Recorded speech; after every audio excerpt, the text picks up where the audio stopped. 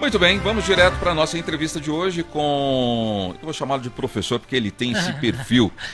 Sidney Uva, consultor de lideranças, consultor de gestão. Seja muito bem-vindo. Obrigado. Muito bacana, a gente precisa muito falar disso. Bem, a gente viu que as manchetes aí, quando se trata de estatais, precisa melhorar muito essa questão de gestão, né? Comunicação, que você disse, e principalmente transparência, né? Qualquer empresa hoje precisa ser muito transparente. Não tenha dúvida. A governança, a liderança hoje, ela tem que ter uma transparência total, né? Até para que a gente consiga alinhar a comunicação, né? A gente está vivendo uma fase onde existe até um confronto de gerações na liderança. As mudanças são muito rápidas, então a gente tem uma geração que vem vindo tecnologicamente muito amparada, uma rapidez, e ainda tem aquela geração que não pegou isso, com uma forma de gestão totalmente verticalizada. Uhum. Então esse conflito tem que ter uma alinhação de comunicação para que a gente tenha uma gestão de resultados, né? Por que é tão importante esses treinamentos hoje nas empresas? Porque o que acontece é o seguinte, você até deu ênfase na manchete de qualificação profissional, né? Hoje, com essas mudanças e com a velocidade de tecnologia, as empresas visam buscar resultados. E esses resultados passam por 3 pilares normalmente, que são processos, que são ferramentas e recursos humanos. Pois bem, os processos, a gente redesenha eles conforme o DNA e a necessidade lógica daquela função da empresa. As ferramentas você troca. Agora, trocar o ser humano não é assim, né? Na visão empresarial, além de ter um gasto, né, o lado financeiro pesar muito, você não consegue agregar essa pessoa para que ela tenha o que a gente chama de tranquilidade psicológica para trabalhar. Entendeu? Então o treinamento, além de você fomentar aqueles talentos que você tem dentro da empresa, ele certamente vai fazer com que a empresa tenha produtividade. Tendo produtividade, ela tem lucratividade. Hoje se fala muito em governança corporativa. Isso. Como isso é feito? O tema governança corporativa, que não é muito novo, ele é de 84 nos Estados Unidos, normalmente ele é utilizado em empresas maiores que têm ações para que os administradores tenham aí uma transparência com os investidores. Mas isso não quer dizer que ela não possa ser usada em empresas menores. Aliás, ela tem que ser utilizada em empresas menores para que o gestor, o diretor ou até o proprietário entenda como isso pode funcionar de maneira alinhamento, de maneira de alinhar a comunicação, de maneira de obter resultado, né? Eu costumo dizer nos meus clientes que quando a gente chega numa empresa, todo mundo se preocupa, o consultor, normalmente o pessoal fala assim, nossa, a primeira atitude é agir nos recursos humanos. Sim, é agir nos recursos humanos no intuito de levantar, de entender o que está acontecendo, de como é o ambiente, como é o clima organizacional. Tudo isso faz parte de um contexto que gera produtividade, entendeu? A gente tem percebido hoje uma grande diferença até mesmo na arquitetura desses ambientes corporativos, né? Sim. As pessoas procuram tirar as paredes para que setores diferentes dialoguem mais, para que haja mais criação. Não tenha dúvida disso, Vitor. O que acontece muito, a gente usa um termo chamado feedback, né? Uhum. E é um terror nas empresas o feedback de todas as instâncias, de cima para baixo, de baixo para cima. Então essas atitudes de deixar mais próximo, ter uma comunicação mais próxima, faz parte da estratégia de um clima mais sadio, né? Que é o que a gente chama de segurança psicológica, aonde o colaborador consegue ter uma motivação maior, uma comunicação maior, entendeu? Então essa é uma das estratégias, sempre respeitando o DNA da empresa. Isso é muito importante, porque não existe receita de bolo. Cada empresa tem um DNA, uma forma de se gerir. Agora, dentro dessa forma, a gente tem que tentar aplicar aquilo que vai gerar produtividade para o bem comum da empresa. Sidney, dentro do jornalismo tem a questão do ombudsman, né, que é Sim. aquele profissional da empresa que fica ali só para ouvir as reclamações dos clientes. Agora, eu acho que dentro da empresa deveria preocupar muito com esse feedback das pessoas que trabalham ali, né? Para ouvir as reclamações dessas pessoas que estão trabalhando. Porque nada melhor do que ter um funcionário que esteja realmente contente. Claro. Inclusive, eu tenho um cliente aí que tem por volta de 400 funcionários, que a gente criou uma organização para colocar um ombudsman lá agora pela primeira vez. Ele demorou 6 meses para entender A necessidade, necessidade dessa função, mas com uma visão estratégica já. É um ombudsman interno. Exatamente. Então ele vai fazer todo esse papel. A gente, quando consultor, a gente tenta, quando chega na empresa, em algumas situações até de liderança, ouvir através do que a gente chama de um PCO, que é uma pesquisa de clima organizacional. É uma forma que a gente ouve os colaboradores em todos os sentidos, desde autonomia, de comunicação, sentimento. E ali a gente começa a ter um mapa, né? E nem sempre a liderança, seja o gerente, o diretor, gosta do que a gente levanta, mas é necessário para que a gente melhore o clima, para gerar produtividade e para gerar motivação nos colaboradores. Entendeu? Você falou uma coisa muito importante dentro de um ambiente corporativo: autonomia. Existe um livro que foi escrito 500 anos antes de Cristo, acho que foi na China, que é A Arte da Guerra. E um dos tópicos fundamentais fala exatamente essa questão. Olha, nunca freie um general, porque senão você pode perder a guerra. Exatamente. É a questão dessa liberdade de criação, né? E isso aflora. Autonomia.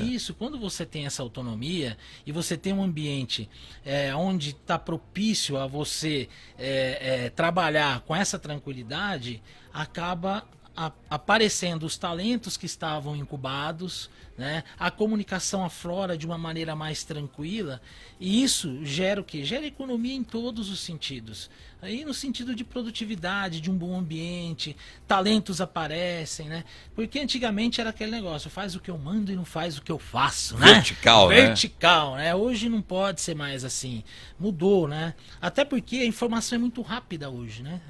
O mundo, ele gira muito rápido. Então, se você não tiver seus recursos humanos nessa condição, motivada, entendendo qual é a missão da empresa. O pessoal acha que às vezes, eu vi lá a missão, visão e valores da empresa. Para que serve aquilo? É só para colocar num site? Não. Você tem que entender o que a empresa quer de você. E ela, como que você pode dar isso da melhor maneira. Tem que criar essa situação para que você desperte isso. E quem faz isso? A liderança da empresa, né?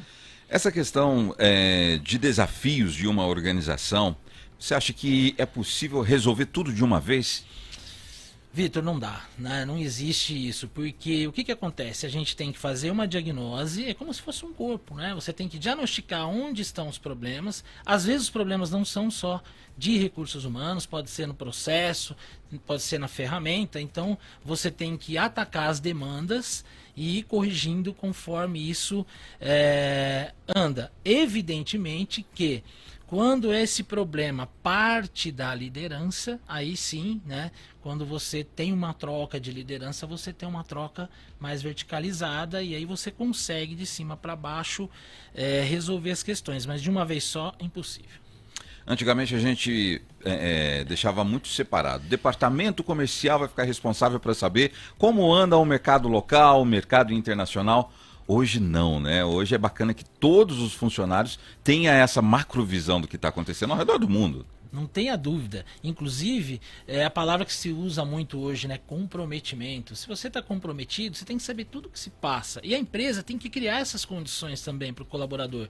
Porque não adianta ele fazer a parte dele e não saber para onde vai o trabalho dele. O que o trabalho dele significa? O que é aquele departamento? Qual é a missão da empresa? Nós vamos voltar lá atrás, né? Qual é a estratégia? Nós temos que estar tudo imbuído no resultado final. Quando você consegue esse envolvimento e também a produtividade, você consegue, além de motivar, começar a reconhecer os colaboradores, começar a premiar os colaboradores, né?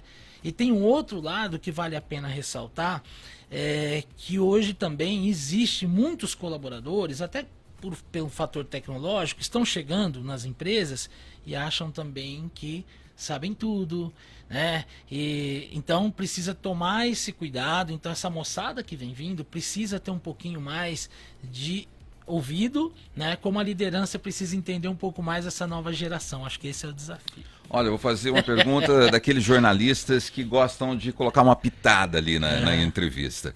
Você, como um consultor de lideranças, de gestão, quando você sai por Ribeirão Preto e vê esse matagal nessa altura, o que você sente nesse momento? Tá faltando um treinamento? É normal isso?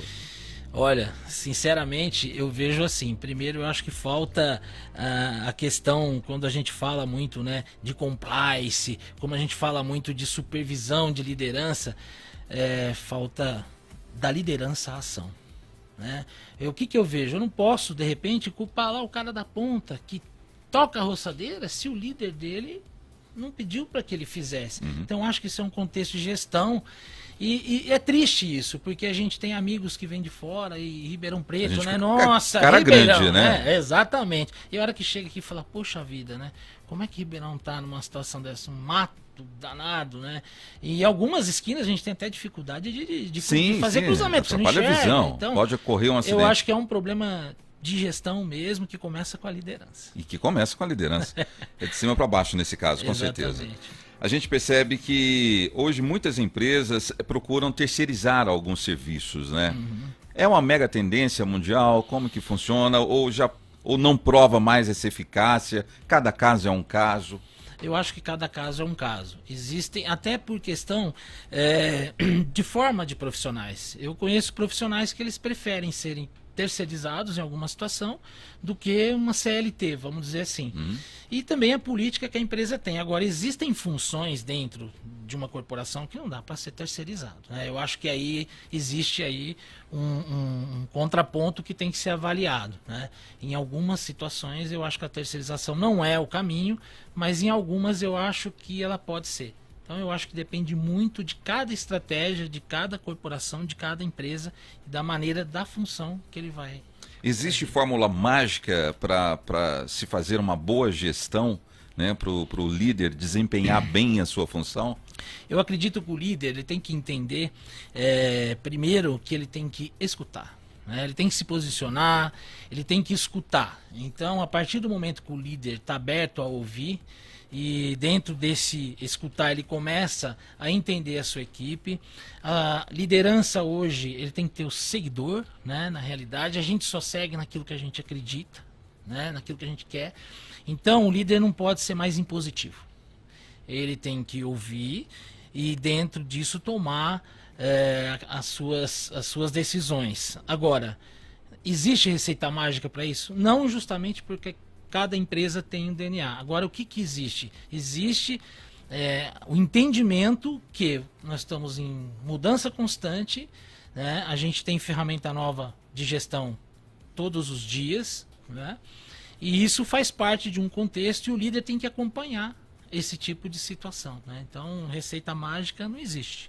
Tá? Sidney, como encontrar nas redes sociais? Me encontrar na rede? Sim. Eu tenho o Facebook, Sidney Uva, né? O YouTube também, meu site www.newwayconsultoria.com.br e qualquer dúvida, estou à disposição aí para sanar qualquer tipo de esclarecimento que o pessoal tenha curiosidade aí nessa área.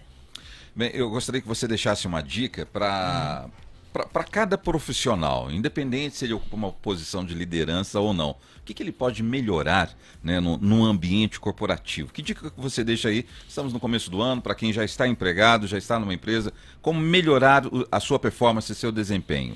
Tá. A dica que eu deixo é a seguinte, entenda e tenha uma meta. Quando a gente fala essa palavra, em qualquer instância, em qualquer empresa, meta assusta. Né?